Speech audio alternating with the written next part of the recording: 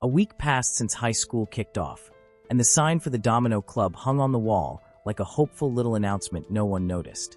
He formed the club already, setting down that flyer with way more confidence than he actually felt.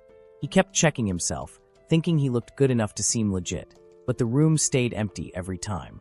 He was still the only member, sitting on the floor with those domino pieces like he was trying to summon company through sheer effort. He wasn't aiming for some aloof, cool vibe or anything like that. He just wanted the club to be real, wanted someone else to step in and say they were down. No one had signed up yet, and the silence made that hit harder. He tried talking to people in his class, but nobody looked interested, and every answer he got came off stiff and formal, like everyone just wanted the convo to end. He asked a classmate if he wanted to check out the domino club, and the guy gave this shaky maybe, saying he might come by if he could. He figured a niche hobby like domino building wasn't exactly the kind of thing that spreads on its own. His mind drifted to the idea that the only way something like this would blow up was if some manga tossed and a bunch of cute girls casually playing with dominoes. While stacking another block, he muttered to himself that maybe he should handle the promo differently. As the door slid open, he came to a decision. He'd have to draw it himself and hope that finally got someone to notice. She stepped into the room with quiet little steps, catching his attention immediately as he froze mid-setup. She greeted him with a bright konnichiwa, a goofy mashup of hello and add chikawa. The sudden entrance made one of the domino lines tip as the chain reaction started. The dominoes fell one after another, a clean ripple across the floor. She watched them drop with sparkling eyes, saying they were falling so gracefully. He stared at the collapsed setup in silence, thinking he had planned to finish it with a clean, satisfying topple instead of whatever just happened. She held out a chikawa like it was an apology gift, asking if he wanted one, her face bright with concern. He waved both hands fast, telling her no thank you. Then he burst out, demanding to know what konnichiwa even was, wondering if some new greeting trend had started in class without him noticing. She blinked at him quietly as he tried to process everything. He snapped for a moment, realizing too late what he'd just said, muttering that it was a total shoot situation as regret hit him fast. She had started joking around the second she walked in, so he reacted without thinking. He glanced her way, imagining she was probably thinking what's with this guy, while also feeling that the comeback she made should have been his line instead. But instead of getting annoyed, she lifted her face with this bright. She brushed it off with a playful shrug, saying it was just part of her character setup, that she didn't really leave a strong impression looks-wise, acting like her presence didn't matter much. He countered right away, insisting she had more than enough presence, calling her Machino-san with this sincere. He met her gaze with a small thoughtful. She tilted her head with a smirk, asking if he actually knew who she was, amused by how confidently. He pointed out that they were in the same class, and that she was pretty popular, saying her name Machino with this mix of respect and awkward admiration. Explained that she was basically elite status in middle school, coming from the swim team with a record of hitting the prefectural tournaments. She carried the energy of a cheerful main character type, the kind of girl who'd easily be the heroine if life were a manga. He saw her as the total opposite of himself, a bright and outgoing type who drew attention without even trying. She leaned forward with a grin, saying she knew him too. She pointed at him with a teasing spark, calling him the guy who got demoted to the second string, tossing out Natanda-kun like it was common knowledge. He caught completely off guard as the memory hit him hard. That moment had happened right after the entrance ceremony, during their very first homeroom, burned into his history whether he liked it or not. It felt like the first black mark staining his high school start, and now the moment had finally arrived. The teacher called out the next student for introductions, announcing Natanda-kun with a calm voice that didn't match the pressure he felt. His turn had come at last. No escape, no delay, just him stepping into the spotlight. A chaotic little moment unfolded as Natanda rose from his seat, scratching the back of his head like a rookie stepping into the spotlight for the first time. He tried to kick off his intro with a soft, "I'm Natanda," acting like he had some master plan to go for a chill, funny kind of character, but his nerves were screaming louder than his voice.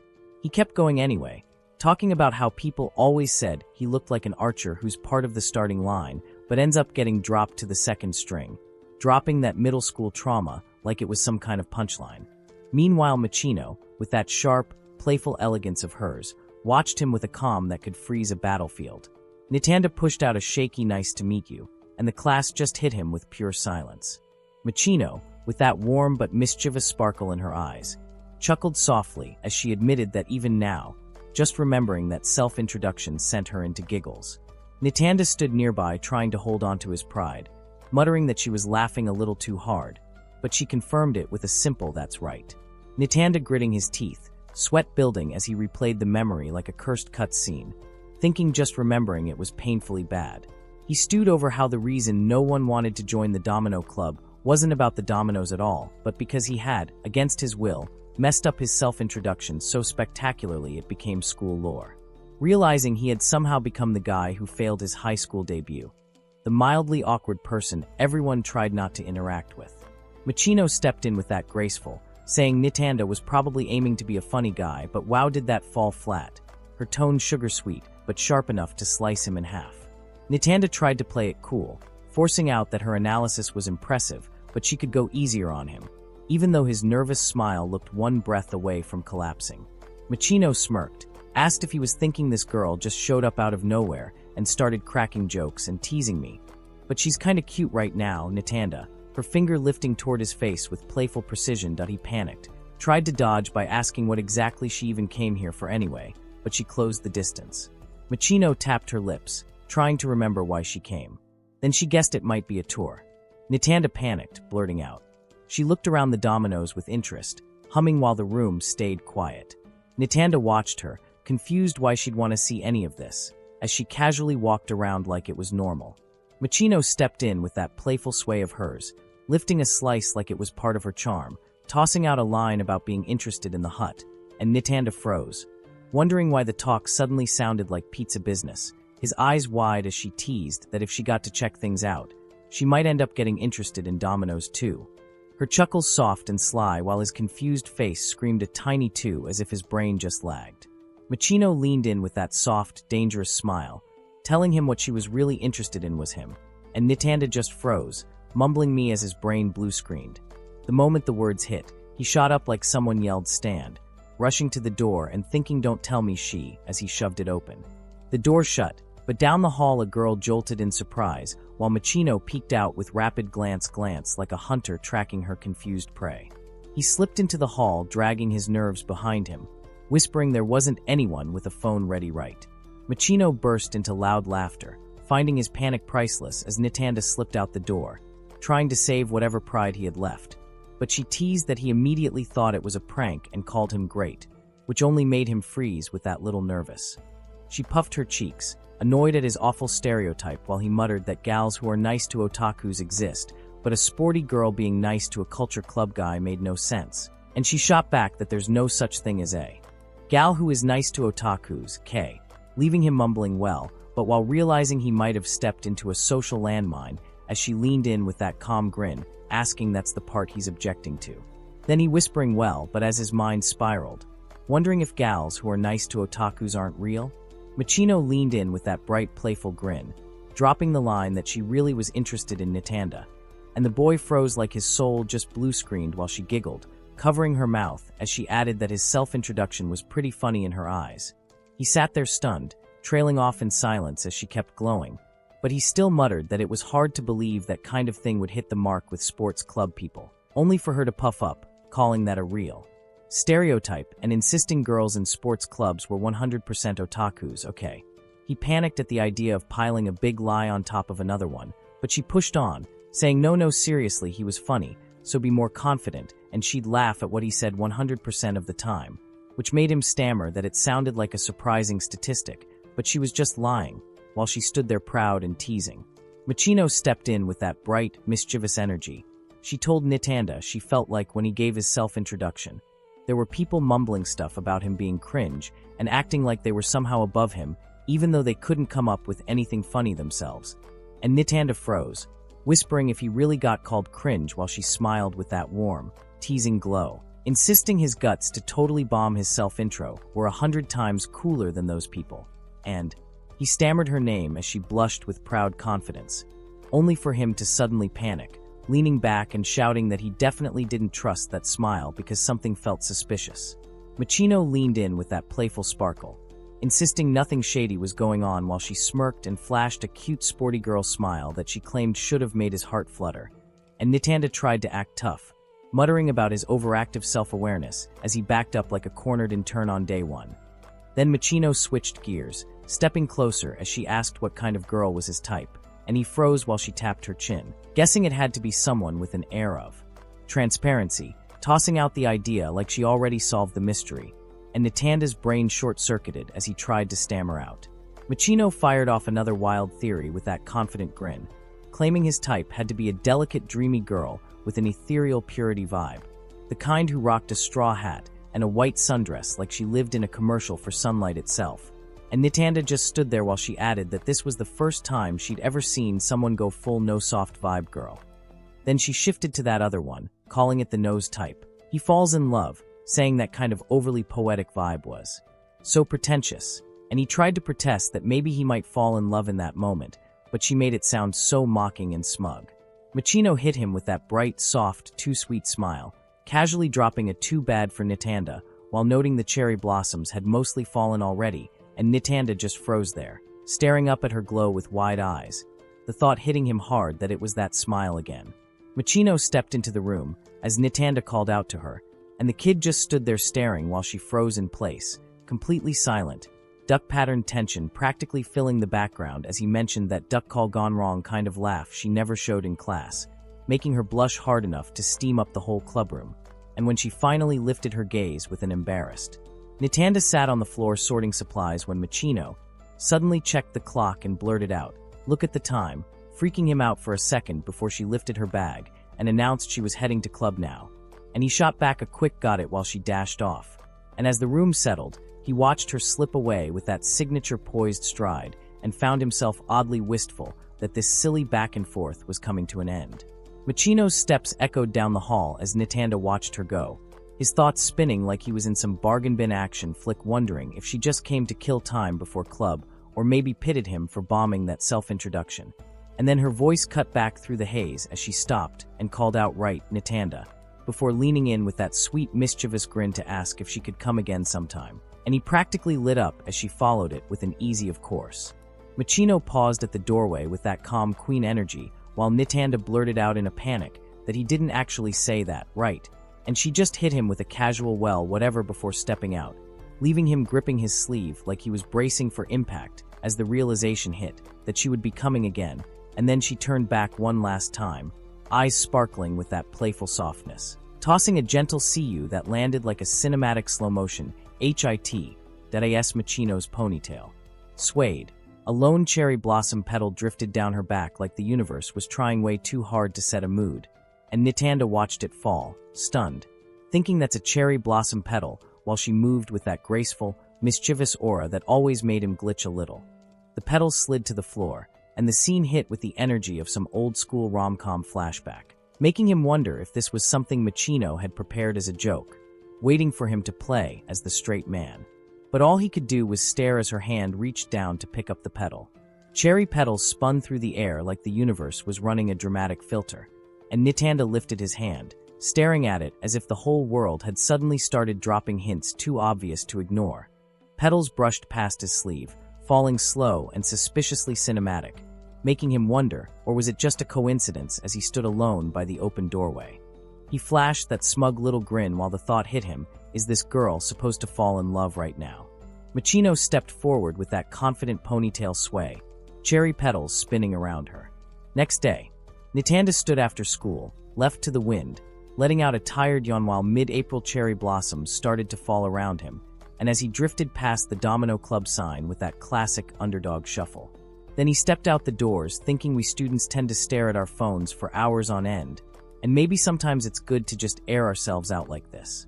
Nitanda walked into the quiet room thinking if Machino-san will show up today, replaying how she did say "see you later," and all, and while he tried to calm his brain by mumbling that instead of overthinking he should just start setting up the dominoes, the universe hit him with a stealth jump scare as Machino suddenly peeked through the door with that bright smile, and his whole soul short-circuited into a panicked.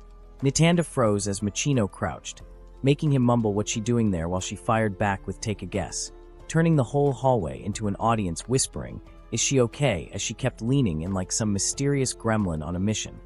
He panicked and threw out some kind of psycho horror movie reference. But she shot him a smug nope, so he tried again with a cat stuck in a door, and she lit up with a chaotic bingo as a goofy cat illusion popped into his brain. Machino stepped forward with that confident sparkle, striking a pose like she owned the hallway as she teased that she'd been wondering how long it'd take him to notice her, while Nitanda froze and stammered out, "How long have you been there?" as if his soul just left the building. She swayed back toward him with playful heat, insisting he must be thinking, "Will Machino-san come today?" And her grin said she already knew the answer. Machino flashed a sly smile, teasing him with a small but charged laugh as she noticed his blush, mocking his nervous rambling with a playful, "I was totally thinking about that," drawing out his embarrassment. But just when the tension hit its peak, she turned it on him with a sudden shift, more importantly, Nitanda. A mood shift hit hard as she quickly smirked, adding with a wink about having a bone to pick with that endless video app, the dynamic shifting between playful teasing and the sudden mood swing, leaving Nitanda sweating. Machino talked about how more kids were filming dance videos in class, moving with that calm confidence while Nitanda watched her, trying to keep up.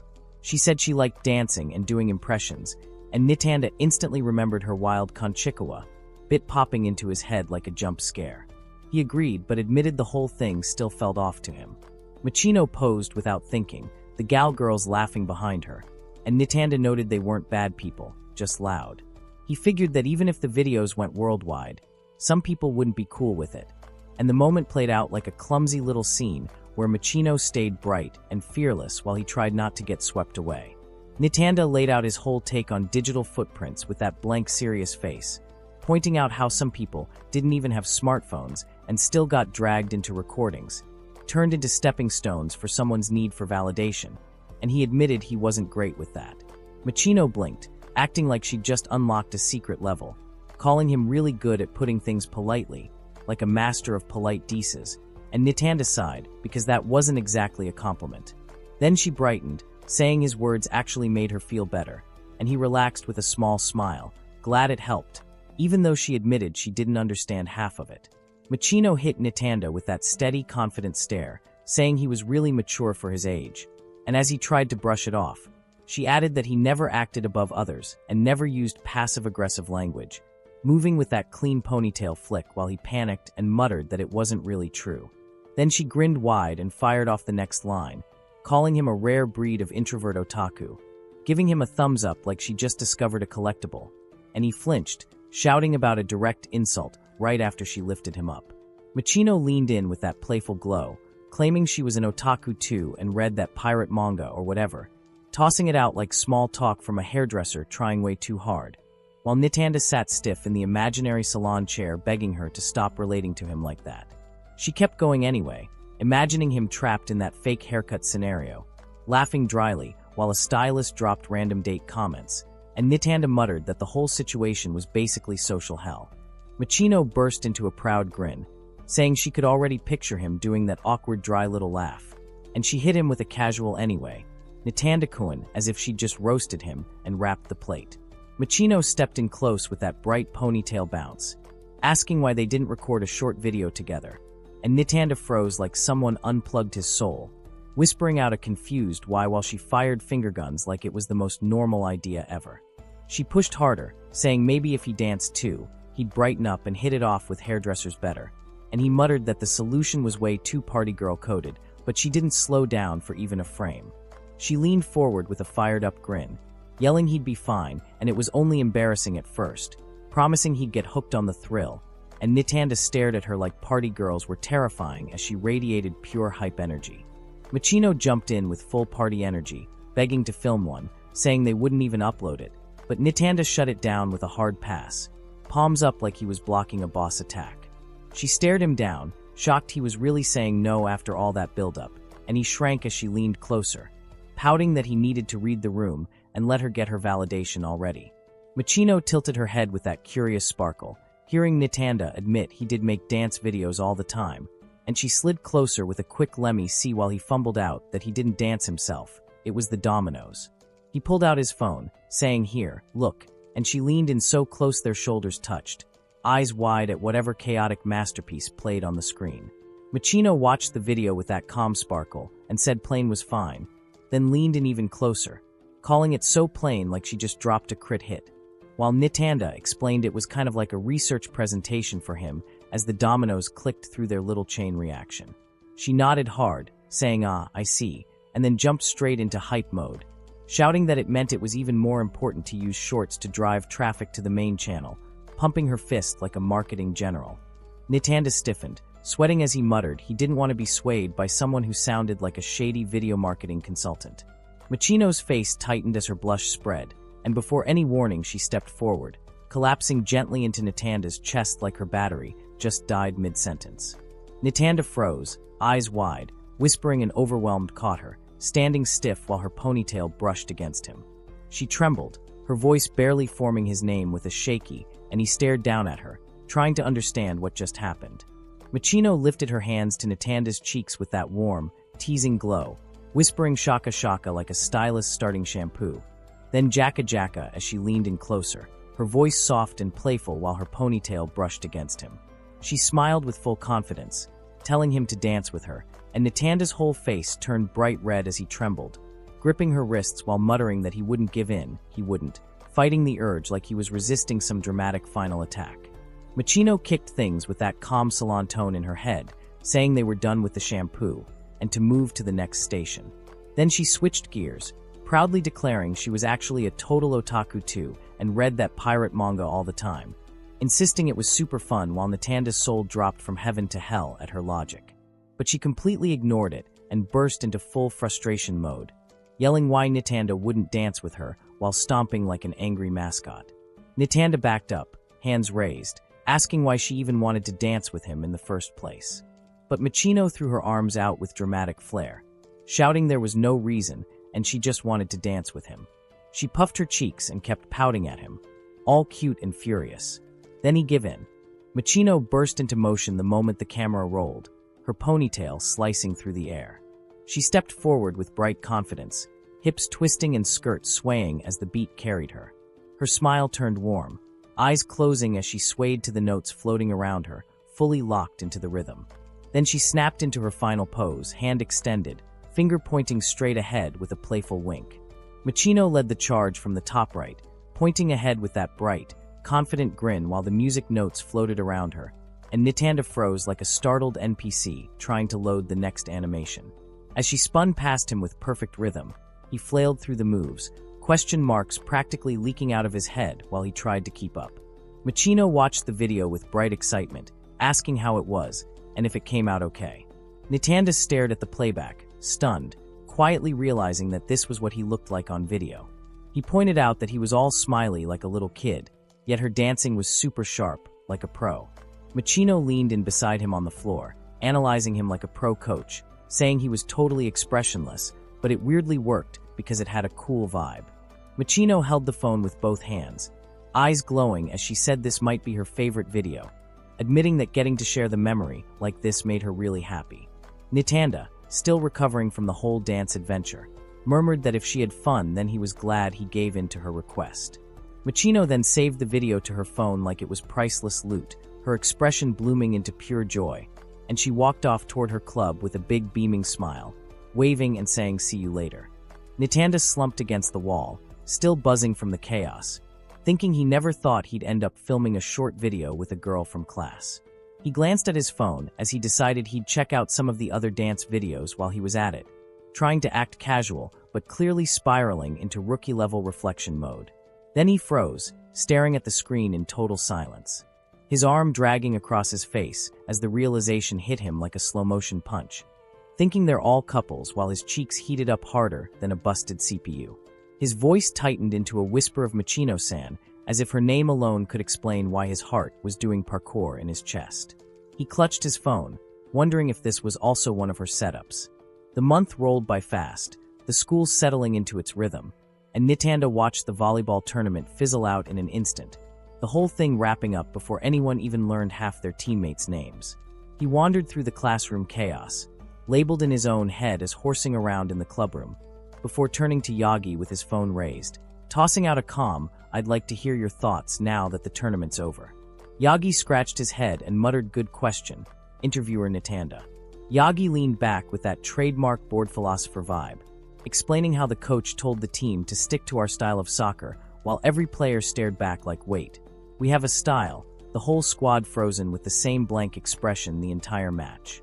Nitanda, still in full mock interviewer mode, raised his phone and fired off a serious-sounding IC.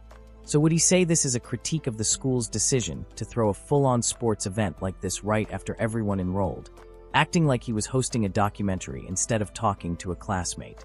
He sighed into the next rant, saying exactly, there's a sports festival in October, so why even hold a volleyball tournament now, dragging out the words like the school personally offended him.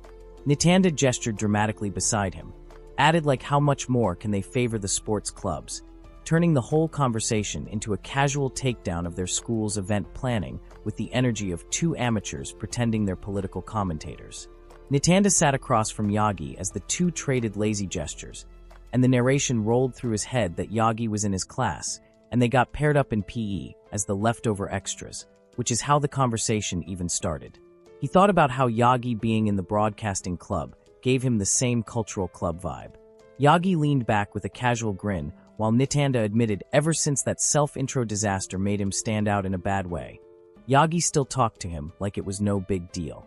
And with that dry, dependable aura only Yagi had, Nitanda figured this guy was unique both inside and out, one of his few real friends. Yagi leaned back with that usual bored confidence while Nitanda asked if he watched the girls' matches too, and Yagi answered with an easy yeah before immediately launching into how yuck-eyed from the girls' basketball team was amazing, hopping around with that whole I'm small but trying my best vibe. Nitanda just stared as Yagi kept going, talking about bright golden hair bouncing everywhere and those big blue eyes darting around nervously. Nitanda muttered that the whole rant was way too fast and way too creepy, adding that he could barely catch what was even being said. And through it all, Yuck-eyed appeared in Nitanda's mind looking cute and clueless with a basketball hugged tight. Yagi leaned in with that bored philosopher vibe and started dropping facts, claiming that when Yuck-eyed passed the ball she let out this tiny EI, and he swore the sheer impact of that had ultimate power, while Nitanda admitted he barely heard it because it was so quiet. Then Yagi pushed his fingers up his face like he was analyzing the universe, insisting that the just barely audible part made it perfect, that no one could fake that kind of cute, that it was all in the genes. Yagi tried to switch the topic with that lazy confidence, asking about girls' basketball and calling out if he was being ignored, while Nitanda leaned forward and brought up Michino-san, admitting she was pretty amazing, and Yagi nodded like he already knew. Michino tearing down the court with a three-point shot, all tied-up shirt and wild ponytail energy, and Yagi launched into his commentary, saying she was all fun and loud in class, but full-on jock energy at events, and that Michino-san was actually a total hidden beast, while Nitanda panicked and told him to hold it because he shouldn't say such things. Nitanda freaked out the second Yagi fired off that "What's your problem? Nitanda, do you hate hidden canine teeth or something line?"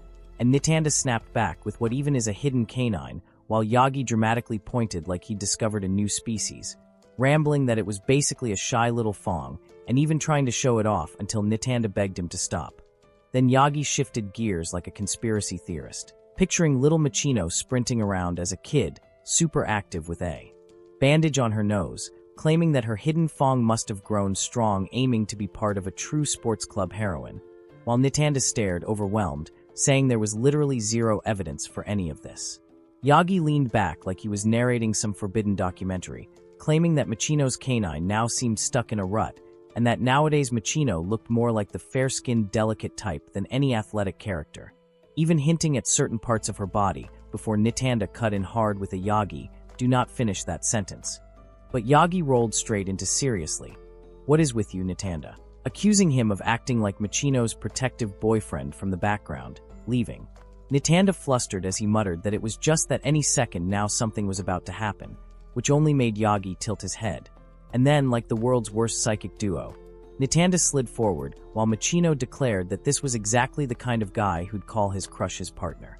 Yagi kept stacking tropes like a man possessed, tossing out that Michino's the type who calls the person who lectured her master, right as Michino herself stepped in with that calm Michino-san presence that froze both boys mid-nonsense. Nitanda to switch gears fast, telling her they could talk about Yagi's weird tropes later and asking what brought her here today.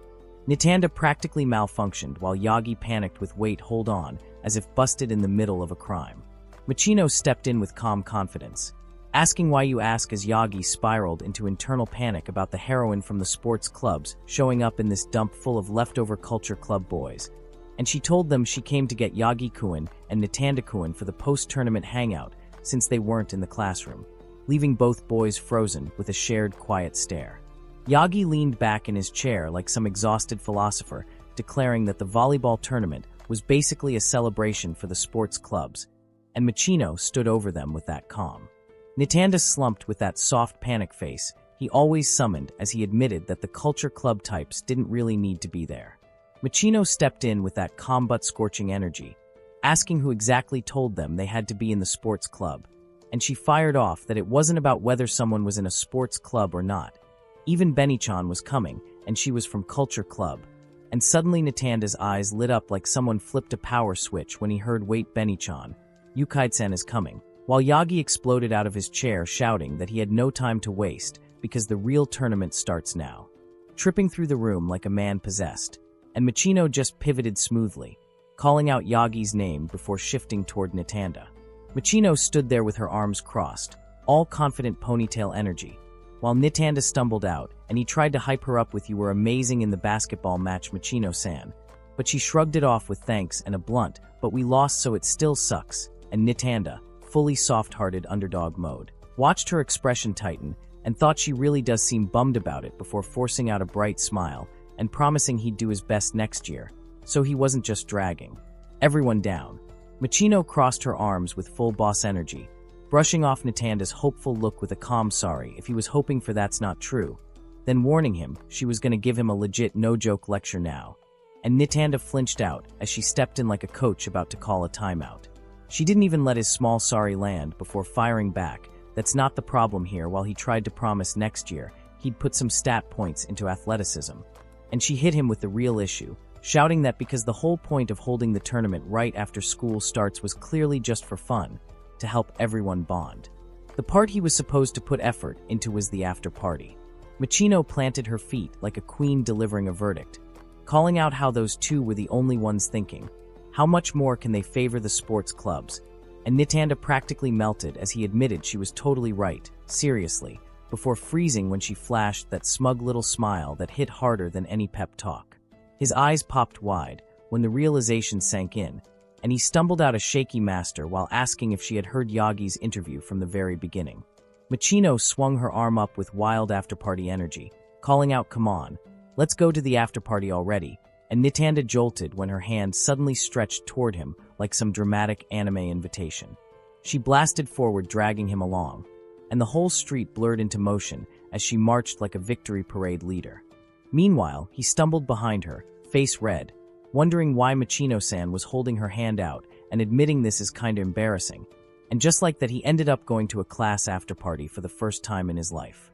The whole squad rolled into the karaoke place that had been booked in advance, and the moment the door slid open, everyone in the class was already there, waving them in like they'd just arrived at some budget red carpet event.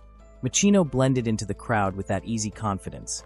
Yagi drifted toward Nitanda with a drink already in hand, and Nitanda sipped his cup while Yagi tried chatting him up like always, that he admitted in his own head that he didn't really get any closer to anyone besides Yagi.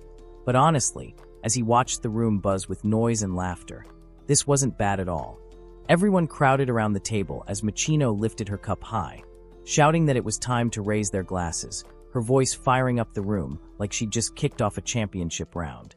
The whole class echoed her with a loud KP. Nitanda watched the chaos unfold like he was trying to translate some alien battle cry. Michino leaned in with that playful grin of hers, tapping her cheek and flashing that tiny canine tooth like she knew exactly what kind of chaos it would trigger. Nitanda caught sight of it and instantly short-circuited, dropping his head into his hands, mumbling her canine tooth like he'd just witnessed a lethal move. Yagi glanced over, confused, asking what's up. Nitanda, as the poor guy kept thumping like he was overheating from the inside. Raindrops blurred into the warm air as May wrapped up, the long holidays gone in a flash.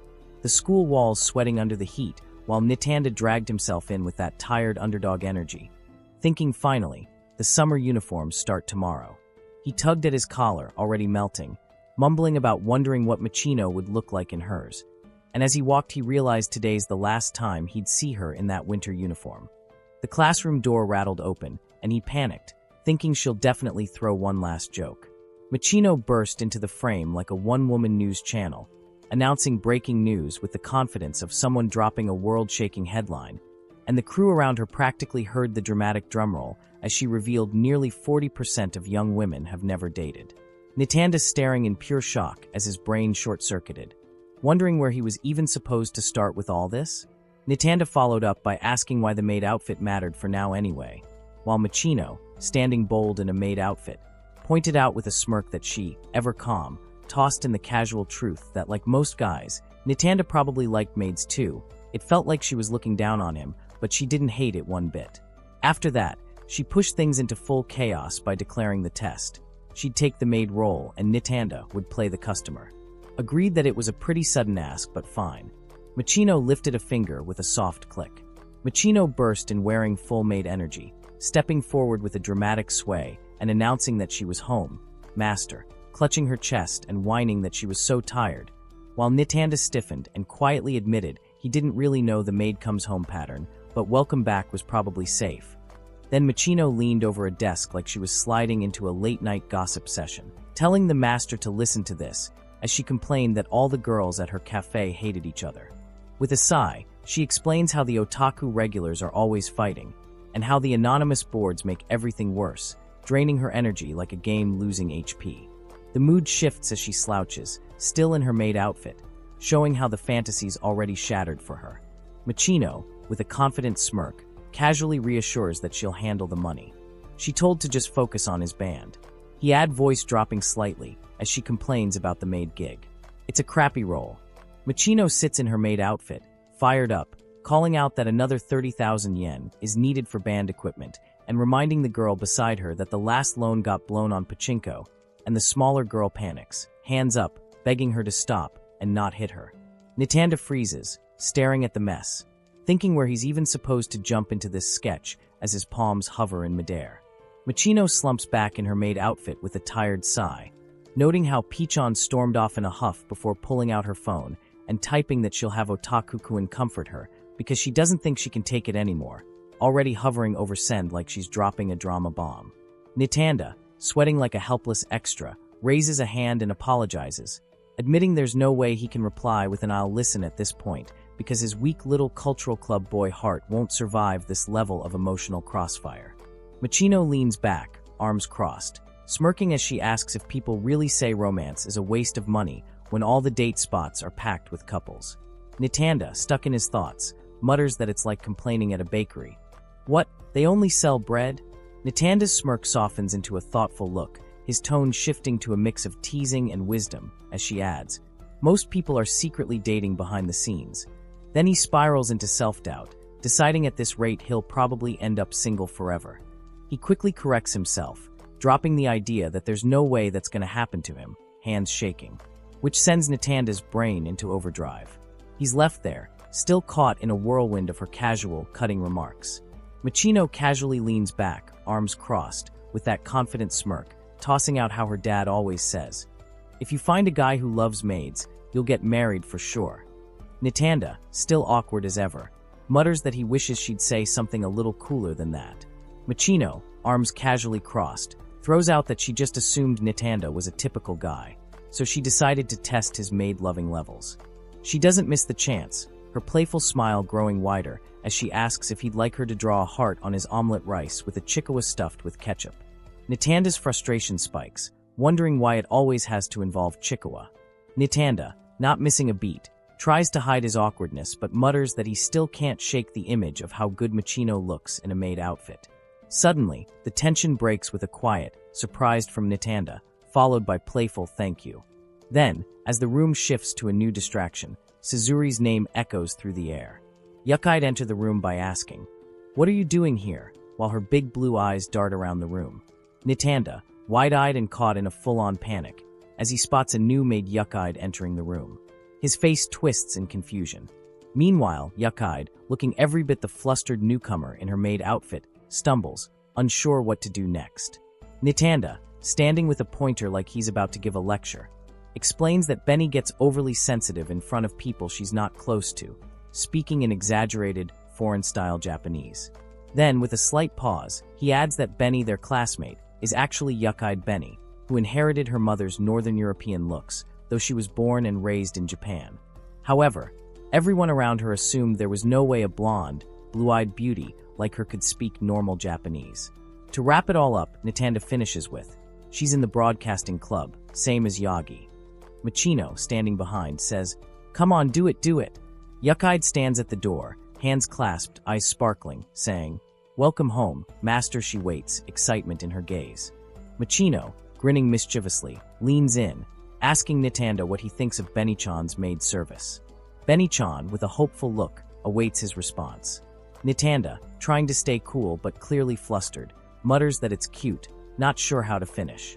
Machino, with a mischievous grin, says that Benny-chan's maid service is super cute, clearly pleased with the situation.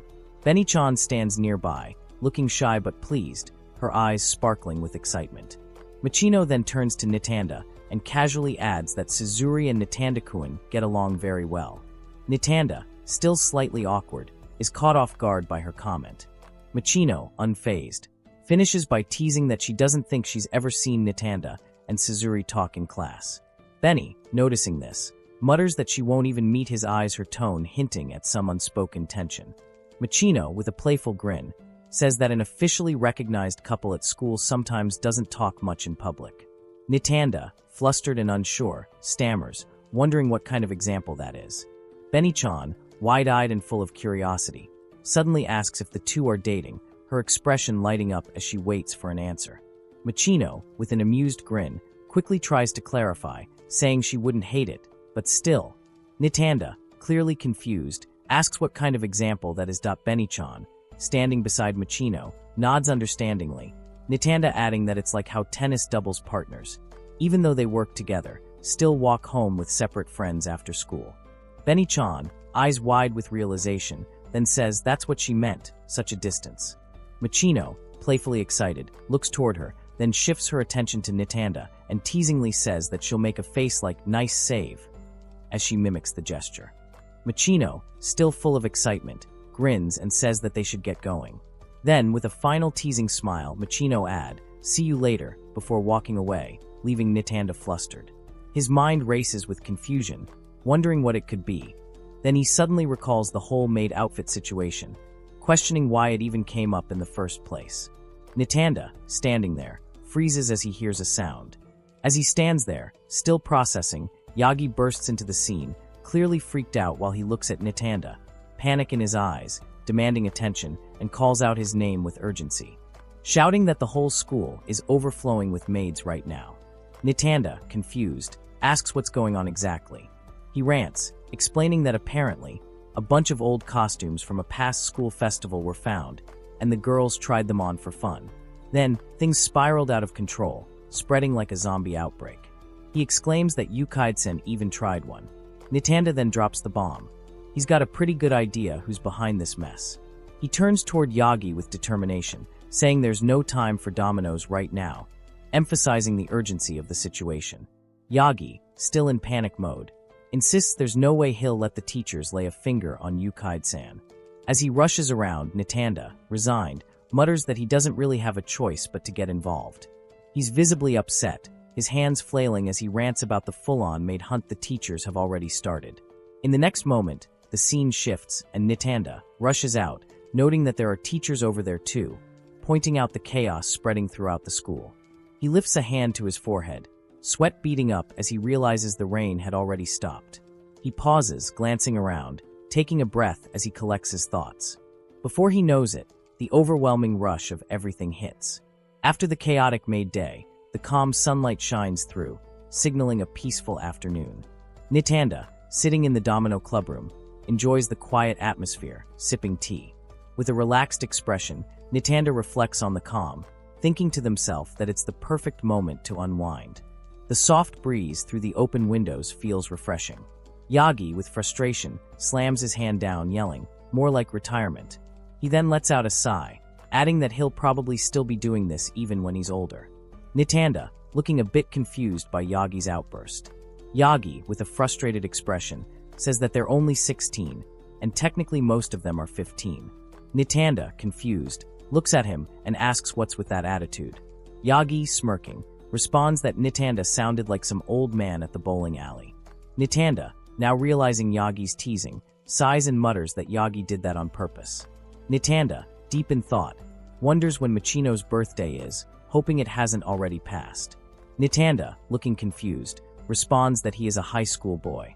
Yagi, with a grin, shouts that once a guy hits 16, he's driven by an instinctive urge for the sea. Nitanda, even more confused, says that he doesn't even want to ask, but what the hell is an urge for the sea? Yagi continues, explaining that it's the urge to go to the beach and check out girls in swimsuits. He continues, adding that at least that's what they would think. Yagi, grinning, points at Nitanda, saying that they are backpedaling based on his reaction. Yagi then explains that what he means is the urge to say, "Let's go scope out swimsuit girls." They hop on their bikes at 5 a.m., half sleep deprived and hyped, talking about how they would try hitting on girls. But when they get there, they can't even approach the plain black-haired girl they thought they could handle. Instead, they end up eating McDonald's on the way back, holding a regret-filled reflection session. Nitanda, continuing with his speech, mentions the thing people call a cringe phase for 10 years, but later end up calling it youth. Yagi, full of energy, exclaims that it's exactly the kind of shining youth he wants. Nitanda, looking thoughtful, reflects on the situation, thinking that honestly, yesterday's made chaos really did suit her. Nitanda adds, with a slight smile, that it really did suit her, agreeing with his own thoughts. Yagi then raises his fist, shouting, "Let's skip club and go to McDonald's." Nitanda stands in the clubroom giving himself way too much confidence, saying a loner like him won't get baited just because someone said best friend. But Yagi looks at him with full judgment, thinking Nitanda is already making that classic almost their face. Nitanda's blush slips out as he admits to himself that it does feel nice being invited. Nitanda tries to stand firm, claiming he's not skipping club, but Yagi fires back, demanding why he's so damn stubborn and asking if it isn't lonely setting up dominoes all by himself. Nitanda flails in denial, explaining that just like kids get hooked on Pokemon or Minecraft, he's hooked on dominoes. Yagi keeps pressing, saying if he really wants to go that badly, then go. Nitanda suggesting him should just invite Yuck-Eyed since she's in the same club, and Yagi instantly panics, yelling that it's obviously impossible. Yagi slams both hands dramatically against his own face, calling him an idiot while declaring that picking up someone raised in a foreign culture like Yuck-Eyed requires showing up in a tuxedo and riding a limousine. But Yagi has already drifted so close their faces could collide. Nitanda sweats harder, trying to explain that not all foreigners are celebrities and that limousines usually come with their own drivers.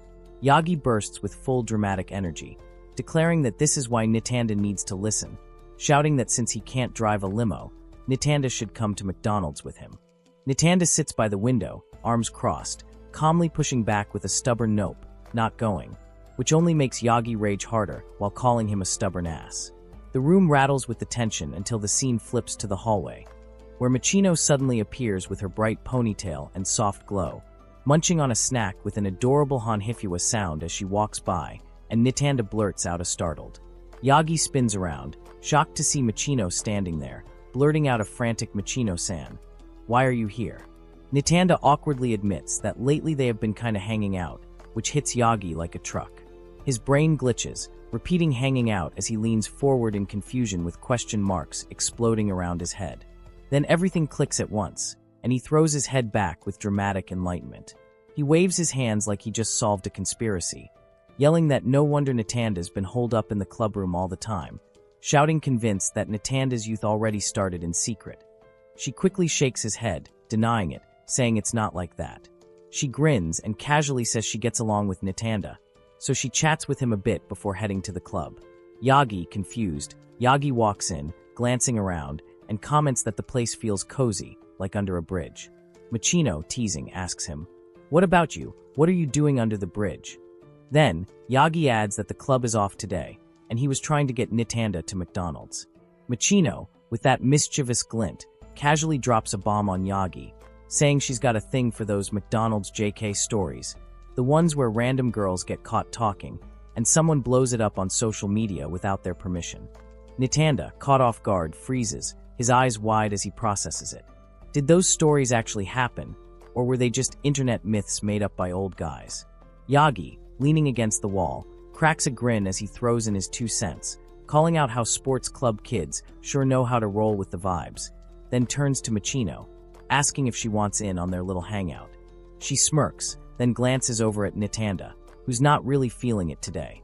She shrugs, saying she'll pass, but if he skips, his senpai's going to be left lonely. Yagi, grinning with that usual laid-back swagger, drops a casual comment, saying stopping by McDonald's after school is the best kind of wasted time. Machino, nodding with understanding, totally gets it, throwing her own spin on it, agreeing that there's something special about that kind of pointless fun. Meanwhile, Nitanda, eyes narrowed with a mix of jealousy and confusion, watches the whole bonding moment unfold between the two. Nitanda mutters to himself, "Dominoes are fun too," trying to sound casual, but it comes out awkward. Yagi waves with a bright smile, casually saying she's heading home. Machino gives a quick, nervous wave back. He watches his leave, feeling a mix of confusion and disbelief, before he turns around, looking at the door with a little smile. Yagi, noticing the confusion, grins and gives a thumbs up, confident in his judgment. Machino and Nitanda stares, his face puzzled, wondering what just happened. With a smirk, Machino casually says that Machino is definitely the type who would use a dragon print calligraphy set. Machino, overhearing, turns slightly, raising an eyebrow, and Nitanda comments that it's a strangely specific prejudice. She follows up, explaining that if the two went to McDonald's without her right in front of her, he figured she'd feel left out, so he included her. Nitanda, nodding, thinks that's pretty thoughtful. Machino, sitting across from Nitanda, comments that she doesn't think he's that mature. Then, changing the subject, Machino casually asks if that sitting position is really okay in a skirt. Nitanda, caught off guard, shifts uncomfortably, his eyes widening as he tries to process the question. As Golden Week draws to a close, Machino watches the others around her, musing how it feels like everyone's suddenly acting more mature. She mentions the way some of the cooler guys carry themselves, with their hairstyles and uniforms, making her feel how childish she still is. She sighs, adding that it feels like everyone's gotten more mature. But then, she quickly flips the script, laughing as she notes how not long ago, those same people were rolling pill bugs together. Nitanda, who's been trying to keep up, mutters that he can never tell if she's being serious or just exaggerating. Machino, leaning back in her seat, casually mentions how even in class, everyone gets hyped over love talk. With a smirk, Machino agrees, adding that it still feels like romance is a little out of reach for her. Nitanda, glancing around the room, sighs in agreement, mentioning that he's in the same boat. Nitanda, looking a little flustered, stammers, agreeing that Machino really seems like she'd be popular. Machino, leaning back casually, gives a confident smile as she says, "Well, more than Nitanda, at least." She's teasing, clearly enjoying the playful banter, before adding that Nitanda has totally left her behind. Her eyes twinkle as she speaks, clearly relishing the moment. With a wink, she answers that it's because her speed is on another level. She laughs, clearly proud of herself.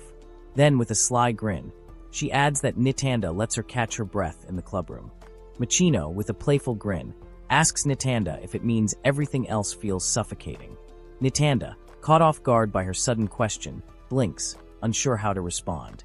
She casually admits, sheepishly mutters an apology, that she made it sound all deep and meaningful, but there's no heavy worry leading to any dramatic twist. His mind racing to keep up with her quick wit. Nitanda then takes the lead, teasing that the serious look on his face was genuine, wasn't it? She adds, with a thoughtful tone, that it's like what Yagi-chan said. Machino leans back, a smirk playing on her face as she casually says that this clubroom just feels comfortable. Nitanda, still fumbling through his thoughts, nods and she responds with a quiet, "Yeah," agreeing with the sentiment. Machino, getting ready to leave, announces that she should get going to club now, with a hint of energy. As she heads toward the door, she tosses a cheerful, "Good luck," over her shoulder to Nitanda. With a grin, Machino playfully says, "Let's go to McDonald's, together." Nitanda, not missing a beat, responds with a nervous, yet enthusiastic, "Definitely." As she turns to leave, a thought crosses Nitanda's mind. Even a casual promise like that just to grab McDonald's together felt like something important. Machino's teasing, Nitanda's awkwardness, and the simplicity of it all, make it feel more significant than it probably should. He reflects on the small moments like this, moments that feel like the best kind of wasted time. But deep down, he knows that years from now, he'll look back and miss it. By late June, the rainy season has fully kicked in, and even the sports clubs that usually practice outside have been forced indoors. Nitanda takes a sip from his bottle, a small sigh escaping him as he notes that without air conditioning, it gets kind of stuffy. But for culture clubs like his, the rain doesn't really matter. Just as he's getting lost in his thoughts, he hears a voice call out to him. Turning, he sees Machino, casually walking towards him, saying his name with a mischievous smile. He's still caught up in the mix of the rain and the sticky heat, but the sudden appearance of Machino brings a shift in his focus. Machino, casually flipping her hair, mentions that she's thinking about cutting it short. Nitanda, puzzled, asks if long hair isn't a hassle when swimming. She shrugs it off, saying she wears a swim cap, so it's no big deal. Then Machino, still holding a playful smirk, shrugs it off, saying it's just a mood thing. With a teasing grin, she reveals that the real reason she grew her hair out was because people kept mistaking her for a boy. Nitanda, his eyes wide in surprise, freezes for a moment, processing this new revelation. Machino, her eyes sparkling with mischief, asks Nitanda what he thinks about her cutting her hair short. She grins, waiting for his reaction. Nitanda, a bit flustered, stammers that he thinks it would look good, clearly not sure how to respond to her sudden question. Machino teases him a bit more, considering the idea, but then adds with a playful shrug that it would be a waste to cut her hair since a ponytail suits her so well. She twirls a strand of her long hair around her finger, her grin growing wider as she waits for his reaction. Machino, with a playful smirk, teases Nitanda about his typical image of guys like him, saying she always pictured them as strictly long black hair only. Nitanda, blushing, nervously asks why. Machino, enjoying the moment, simply responds that it's because she has won. Machino, unbothered, glances at him and then adds, in a slightly teasing tone, that it would be a waste to cut it since a ponytail suits her so well. Nitanda, looking like he's not sure how to respond, mutters that she shouldn't phrase things like that, feeling awkward no matter how he answers. Nitanda, caught off guard, fumbles a bit, saying that it's just that long hair looks like animal tails. Machino, with a mischievous grin, teases Nitanda, asking if he likes animals, noticing his sudden interest in the topic. Nitanda, flustered and unsure of how to respond, nervously admits he really loved them. Machino, enjoying the effect she's having, comments that it's pretty unusual for him to say something so openly. She keeps the mood playful, remarking that the animals' tails are cute, aren't they? Nitanda, caught off guard by the direction of the conversation, gets flustered, and Machino takes it one step further, asking him to try touching her tail. Nitanda freezes, his face red as he tries to process the request, the tension thick with awkwardness and amusement. Nitanda, completely flustered, stammers out, "Jackpot!" in disbelief, but she doesn't miss a beat. Nitanda casually announces that she's going to wash her hands before returning quickly. She laughs, amused at how Nitanda had been so cautious at first, then lunging with excitement as if he couldn't hold back any longer, surprising him with how fast she is. Nitanda, a bit overwhelmed by the speed of the interaction, mutters, "Please sit right here," still trying to process the sudden turn of events. Machino slides onto the desk, skirt shifting as she leans in with that playful confidence, while Nitanda stiffens up, cheeks going red, telling him to go ahead, and he steps closer like he's walking into a trap he agreed to. He says he'll touch it, voice shaky, and reaches out. His hand closes around her hair, slow and nervous, like he's handling something way too precious. Nitanda keeps holding Machino's hair, his brain absolutely spiraling as he thinks it's smoother than a horse's mane, and his eyes widen like he just unlocked some secret treasure. In his head, her hair suddenly becomes a freshly trimmed Yorkshire Terrier, sparkling like some divine fluff ball, while he stands there petting it like he's in a shampoo commercial he never auditioned for. Machino stays chill, letting him keep going as he mutters soft. The strands are fluffy, and his fingers glide through her ponytail. Machino blushes hard as Nitanda keeps holding her ponytail, her face warming when he thinks it smells really nice.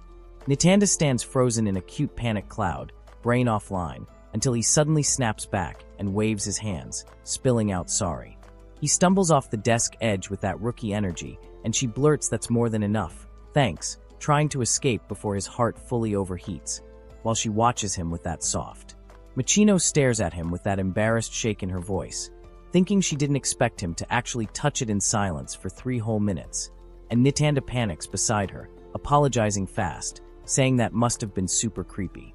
She tries to play it off, saying just kidding, but also admits it made her skin crawl a little, while he flails because that's more than a little, isn't it? Then Machino shifts, calmer now, telling him it's obvious from his touch that he really loves animals, and Nitanda looks down, mumbling about dominoes and animals. Those are things that never let you down. Machino leans in first, tossing that playful energy as she watches Nitanda tense up, and she fires off a teasing heavy much while he scratches his head like he just got hit with a boss battle he didn't prep for. Mumbling that it's not heavy, it just means his communication skills are trash. Then Machino smirks with that smooth confidence, saying she's got it, because he's funny when bouncing off someone. But unless people push their way in like her or Yagi-kun, he can't make friends on his own, right? He stands there defeated, and Machino locks onto him with that sharp, curious stare, stepping closer like she's kicking off an interrogation arc, asking if he drifts away from people he gets close to. He freezes, can't argue with that, and she levels up the pressure, asking if he's ever actually reached out to a friend himself. Nitanda stands there, drained and slouched, saying he doesn't think so, like as long as he has dominoes he is good, and the rest of life is just background noise, while Machino leans in with puffed cheeks and sharp eyes, reading him on sight and calling out that he always looks like that, like he doesn't even need friends and could just live with dominoes as his only squad. He closes the gap, his tone flipping from teasing to probing, asking if he is mad at her or something. Then Machino turns slightly and drops the line that hits like a jump scare, saying say if she suddenly stopped coming here from tomorrow, would he be sad? Nitanda answers first, saying he would be sad, then admits in the same breath that he also feels like if that is how it is, then that is how it is. Machino's tiny chibi version pops up in his head, firing off the thought that this is exactly it. That if she ever told him sometimes he should just say how he feels straight up, he would probably think girls are such a pain and then just drop some half-baked line to get by, while Chibi Nitanda yells back that he is not that much of a jerk. Her voice cuts through the air like a slow drumbeat, asking, "Hey, Nitanda," asking if he even knows when her birthday is? Nitanda hesitates with an awkward, while Machino watches him calmly. She says they talk every day, yet there are still things they don't know about each other. Nitanda admits he doesn't even know how to read her name and starts guessing Namahito and Naminchu. Then he suddenly questions why he added an Okinawan twist and says it's just Nitanda. Machino sits with her hands tight on her skirt and asks, by the way, "Nitanda, do you know her full name?" Machino crosses her legs with quiet confidence and answers her own question by stating Machino Suzuri. Nitanda tries to stay calm and says girls all call each other by their first names, so he knew. Machino, leaning in with that usual calm confidence as she tells Nitanda that before he cracks the obvious joke about her name Suzuri meaning inkstone, she shouldn't be in calligraphy club, she'll say it herself. Her grandma actually runs a calligraphy school, and basically she's the granddaughter of a master. Nitanda adds that if she joined calligraphy club, she'd basically be cheating. Then Machino turns her head, remembering that thing she said earlier about Yagi-chan totally being the type to use a dragon print calligraphy set. Where Nitanda walks beside her, realizing that the prejudice Yagi had about her actually had some weird logic behind it. She casually tosses out that her birthday was last week, and the last panel flips to her flopped over dramatically, admitting her handwriting sucks. Nitanda clutching his chest in panic as he realizes that by hitting him with a huge shock at the start, Machino made all the inconvenient info slip past him, and he freaks out thinking this tactic is way too effective. Machino sits with her hands on her skirt and says she wasn't mad that he didn't say happy birthday. She admits she just got a little sulky that her so-called friend never even asked in the first place. Machino tilts her head with that soft smile and lets out a small sorry. Nitanda facing her with a shaky voice as he tells her don't apologize, admitting that this is the first time anyone's ever said something like that to him, and he was honestly moved. He keeps talking, saying the way she called him out for never reaching out first hit so hard it almost gave him a stomachache. Machino's eyes soften, her cheeks warming as she whispers really, her whole posture shifting like she's trying to hide how much those words hit. And he adds that he actually feels grateful to her. He even lifts something up, saying he put this together, her name slipping out. Nitanda holds out his phone, the screen glowing with a giant play icon, as he tells her just hit play and it'll start. Machino looks up, eyes wide, cheeks warming. Then as her fingers hover in, the tension snapping into a chaotic flap of nerves and motion before she finally taps the screen. The video kicks off with a wall of domino-like blocks collapsing in perfect rhythm. Each pat a tiny explosion, and Machino's eyes lock onto the screen. The falling tiles stretch out into a massive pattern, and her gaze tracks every pat-pat as layers stack and topple like some insane 3D maze. The whole structure cascades in a wave that feels way too dramatic for a phone screen. The screen flashing a massive happy birthday Machino, as if the domino world itself rose up to yell it. Machino stands on the left, frozen mid-breath. Her fingers hover around the phone, her smile soft and stunned.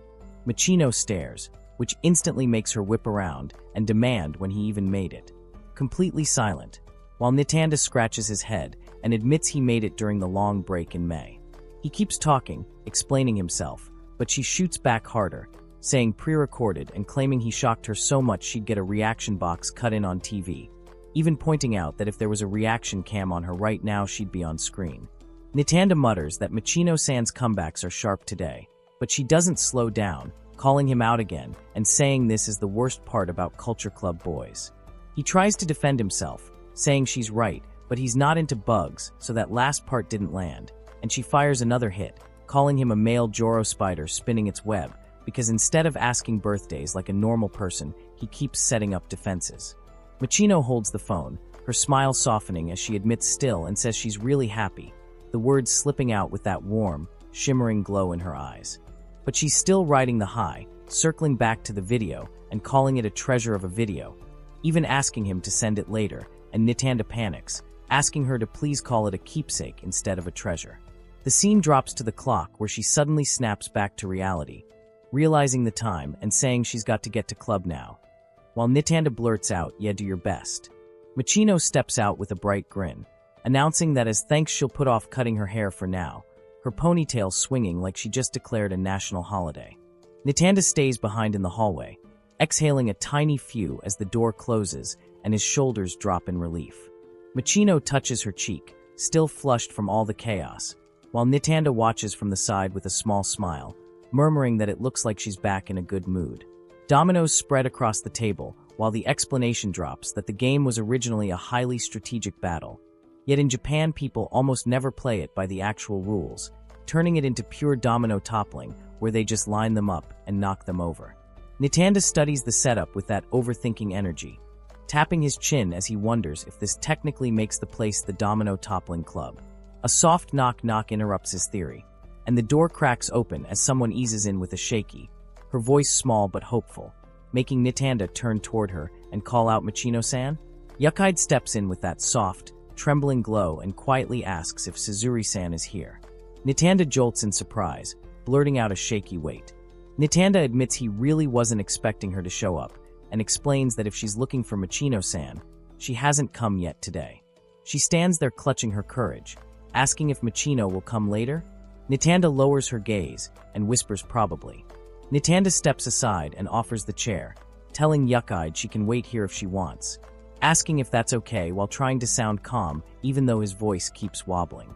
Yukaide nods with that soft, thanking him very much as she sits down with a small plop, her cheeks glowing like she's surrounded by flowers only she can see. Admitting in his thoughts that talking to any girl besides Machino-san makes him really nervous. Nitanda turns red immediately, scratching his head and stammering "You're welcome." Yukaide lowers her head and quietly admits she's not good at English, and Nitanda instantly apologizes while thinking about how Japanese people kind of have this habit of answering in English whenever someone uses foreign-sounding Japanese. The two of them freeze in place, locked in a long, staring at each other with matching dots of panic in their eyes. Seconds stretch like hours, neither brave enough to fill the gap, until the room sinks into pure awkward. Nitanda panics inside his own head, thinking this is bad. He has no topics to talk about, and realizing Yukaide is quiet while he's terrible at small talk. Yet as the one who basically lives in this room, staying silent feels way too rude. He forces himself to move, blurting out an awkward attempt at conversation with "Alright, the weather," while Yukaide squeezes her hands and lets out a tiny hum as if trying to meet him halfway. Both of them sit there trapped in the slow tension, until Yukaide suddenly gathers her courage and leans forward with a soft and Nitanda reacts with a startled, Nitanda lights up with a shaky grin, asking what it is, Yukaide-san, only to realize he talked over her, while Yukaide flusters and insists no. Please go first, Nitanda-san, pushing her hands together like she's trying to physically shrink her own embarrassment. He panics back at her, waving it off and claiming it wasn't anything important, and Yukaide mirrors him with mine's not important either, both of them spiraling into the politest showdown in history. He stares back just as lost, until the silence continues so intensely it feels like the whole room is holding its breath, watching two nervous kids try to out-awkward each other in real time. She tries again with a tiny as stars of social anxiety practically float around her. Nitanda tries to speak again, but overlaps Yukaide once more, mumbling an apology while she stammers and calls him, nervously asking if he's in the domino club, saying it looks fun. He jolts like he's been hit with lightning, eyes sparkling way too hard as he blurts out you're interested in dominoes, and Yukaide squeaks out a terrified hi as her shoulders scrunch up. She spirals hard to say, and it scared her, clutching her hands like the world just ended. He backpedals instantly with sorry she mean. Nitanda leans in with a shy spark and asks if Yukaide wants to try lining some up, and she freezes, clutching her hands as she whispers, is that okay? She nods with a tiny tremble, and he shifts into full domino professor mode, explaining that in domino toppling if the main line stops it's game over. So for curves or risky spots pros branch it into a double line as insurance, pointing at the diagram like he's unveiling ancient secret tech, saying placing pieces on those branching spots feels really satisfying and fun. Yukaide's eyes light up like she's witnessing magic, shouting I'll do my best with the determination of a rookie about to enter a final boss fight. Yukaide leans in over the domino line, hands trembling but steady, placing each piece with that tiny gulp of courage, and Nitanda watches from the side like a proud coach whispering yeah, just like that while the dominoes wobble in slow-motion suspense. Her eyes shine when the line stands firm, a soft dust slipping out as the thrill hits, and she stares at the tiny towers like they're some sacred artifact. Yukaide suddenly pops up, calling out that dominoes are fun. Nitanda rubs the back of his neck, mumbling that it makes him so happy since Machino barely showed any interest. Yukaide leans in with that soft, nervous curiosity and asks if Nitanda and Suzuri are close, and Nitanda freezes like someone caught mid-glitch, scrambling for a response while his brain replays getting benched from the team and bombing his self-intro, muttering close, he mean and trying not to die inside as he remembers Suzuri laughing at the whole thing. Then he fires back, asking how long Yukaide and Machino have been friends, and Yukaide answers with a bright since elementary school, smiling. Like it's the most natural thing ever while Nitanda processes this whole friendship lore drop like it's a plot twist he didn't see coming. Yukaide explains with that shy little spark that Suzuri and her went to the same calligraphy class, and Nitanda listens as she adds that after they graduated she moved away, making this their first time seeing each other in 3 years, while a memory flashes of tiny Yukaide holding up a messy calligraphy sheet like it's precious treasure. Nitanda, caught off guard, blurts out is that the calligraphy class run by Machino's grandmother, shocking Yukaide into staring at him like he just read her diary, and she mutters you even know that while he panics internally, and she adds you and Suzuri really are close. Nitanda laughs softly and admits he thinks it's more that Machino just likes looking out for people, saying at first she probably just noticed he was always alone, and that easy honesty hits Yukaide like a flashbang because she suddenly jumps up and slams a fist to her chest with a blushing battle cry of understand. Yukaide cheerfully explains how Suzuri once stuffed a whole bunch of cicada shells into a boy's bag when he teased her, and Nitanda practically twitches at how that's just barely over the line of wholesome while Yukaide keeps smiling, insisting Yukaide has always been a good girl, only for her hand to slip and thud against the table, sending the domino setup shivering. She panics and yells out that the dominoes are falling as she scrambles forward with a frantic sorry, and Nitanda jumps while the chain reaction kicks off like a tiny cardboard apocalypse.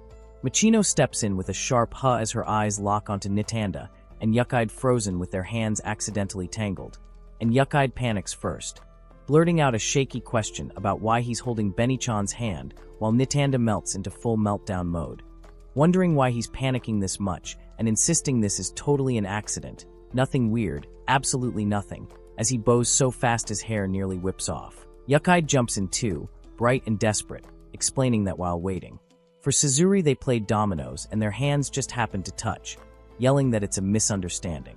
Machino steps in with arms crossed while Yuck-Eyed fires off a frantic explanation about terrible social skills and unbearable silence that forced them to use dominoes to pass the time, begging for confirmation from Nitanda as he mumbles ya under his breath, and Benny-chan nods with a tired understand it while teasing that they didn't have to be that blunt. Then Machino smirks and casually roasts Nitanda, calling him the type who goes into online meme mode and only says that's crazy and that's dumb until talking to him becomes torture, and Yuck-Eyed winces because she knows it's true, but Machino leans in anyway and asks if Nitanda is a little too happy about getting to touch Benny-chan's hand, triggering Nitanda into a wild backbending denial where he yells no, absolutely not, never, like he's fighting for his life in the most dramatic misunderstanding of the week. Machino drags Benny-chan away with a tossing a savage "you sneaky little repressed nerdy perv" over her shoulder, while Benny-chan squeaks out a shaky "okay, come on Benny-chan, let's go." Nitanda barely gets out a "wait Machino-san." Then Machino flicks her ponytail, smirking with that playful killer aura as the narrator energy hits full blast, dropping the warning that when Nitanda touches a girl's hand Machino goes straight for the kill. And sure enough, Nitanda collapses to the floor muttering a sneaky, repressed nerdy pervert, while the world itself declares there are times when he has to pay the price for that. Nitanda wipes sweat from his forehead, gasping so hot while the distant cicadas scream like nature's alarm clock. Rainy season is over and summer has finally arrived as he stares out the window into the blazing sky. Thinking under the summer sky, she comes to the clubroom again today, and Domino Club Summer Arc begins while the breeze blows the curtains like some dramatic anime trailer. He reaches for the door, muttering guess he should hydrate first. He'll go buy a drink, because dominoes are weak against wind, and fans or air conditioning would wreck the setup. But then Machino appears behind him with a quiet "he mean her?" Machino drops into the room with a dramatic droop, confessing she hasn't studied at all and might seriously fail this time. And Nitanda reacts like someone just told him a pop quiz was now a final, asking if she really hasn't studied with the test coming up. But she fires back that he's still so naive because that line is only used by people who study constantly. Then she slams her fists in pure prep school fury, yelling that this school's an advanced prep school, and when Nitanda tries to piece together if her grades are good, she snaps that her grades are bad, so she's studying. Nitanda watches her toss her ponytail while he asks why she even chose this school, only for her to shrug that her house is close, earning his stunned "oh, you're in that mode today" as he keeps digging. Machino spins into full brag mode, explaining she studied really hard for 1 year so she could slack off for the next 3. Wondering, dropping that line about a true slacker being diligent, how long her commute is? Then Machino steps forward with sparkles in her eyes, proudly announcing her commute is 2 seconds, and Nitanda freezes mid-breath with a confused. Machino casually brags that she can jump from the trampoline on her balcony straight to the classroom balcony, basically flexing a personal speedrun route, and Nitanda practically explodes with "that's allowed," calling it a real-life obstacle course show while some tiny doodle ghost freaks out beside him.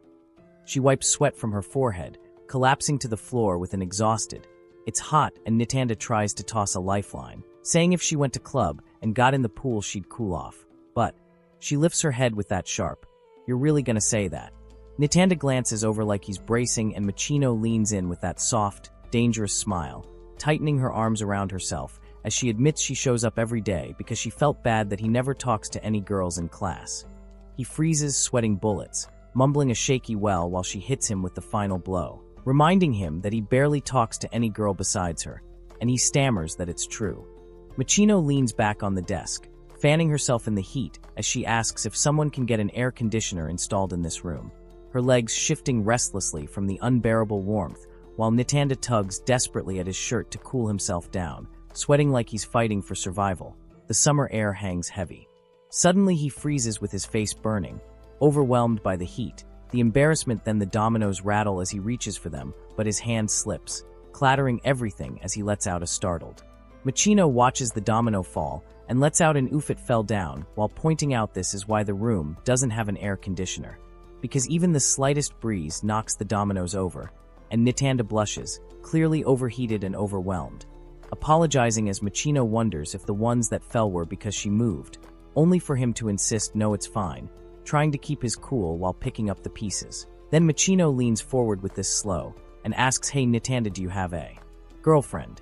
Machino kicks her legs with smug energy, tossing out a "yeah, of course." He doesn't before he even answers, and Nitanda flails in pure panic, begging her not to finish the thought before even asking, while she laughs through a blush, insisting she doesn't but still. Machino leans back, sweat rolling down her legs, casually mentioning how the swim team has a ton of boys and girls. Machino fires off pure summer heat chaos, waving her hands and complaining that now that summer break is getting close, everyone's been ignoring practice and instead asking each other stuff like, "Where do you live?" or "Are you online everywhere?" Yelling that it sounds like a college club meetup, her voice cracking as she burns herself out. She watches her slump, thinking she's really worn out, right before she pushes closer with those bright, shameless eyes and says that's why she needs to recharge with him before heading to practice. Machino yanks at her skirt, sweating and grumbling that seriously it's so hot, kicking her legs like she's fighting the heat itself. Nitanda jolts like he's been hit by lightning, she gasping out what's wrong while staring at her tangled form in full panic mode, then suddenly slipping as her whole body folds into a clumsy collapse. Machino shoots up from her seat, suddenly remembering she totally forgot and was going to go buy some water, her legs wobbling as the heat drains her. She steps forward but nearly folds. Nitanda rushes to her side, trying to steady her while blurting "wait" as they shuffle together. Machino bows her head with a flustered sorry, her blush glowing as she admits that was seriously careless of her, only for her to lean in with that worried edge and wonder if that basically counts as sexual harassment. Nitanda, just as shaken, tries to steady his breath while insisting no, it wasn't that. Machino and Nitanda stand there in the quiet clubroom, both frozen like two rookies who just triggered a silent alarm, her steps stopping with a long, wordless pause. Machino steps in close, her voice soft as she tries to ease the tension, confessing that it's just, summer. Then he jumps in, rambling with both hands flailing as he talks about cicadas being loud and everything feeling intense, while she just stands there in silence, and he finally lowers his voice, her fingers nervously twisting at her skirt as she tells him she just wanted to say he didn't do anything wrong, like at all, admitting he's the one who's always careless and rough around the edges. Machino steps in with that smooth confidence. Nitanda tries to steady himself as he says he doesn't think that's true, but she keeps going, admitting she always eats lunch early but leaves a little behind on purpose so people won't think she's a total glutton, tossing out her claim that her careless side and her girlish pride are constantly fighting. Follows it up by explaining that when she makes cup noodles, she dumps the toppings in at the very beginning, leaving Nitanda stuck realizing her carelessness is slightly in the lead as she lists her habits. And then she proudly confesses she eats the strawberry first on strawberry shortcake, even if it's not hers. Nitanda scrambles to keep up while she suddenly points at him and says his carelessness causes social friction. Machino takes a sip, her eyes sparkling with mischief. Nitanda watches her, his mind racing. She didn't take just one sip, she took another. He starts wondering, maybe it's an indirect kiss.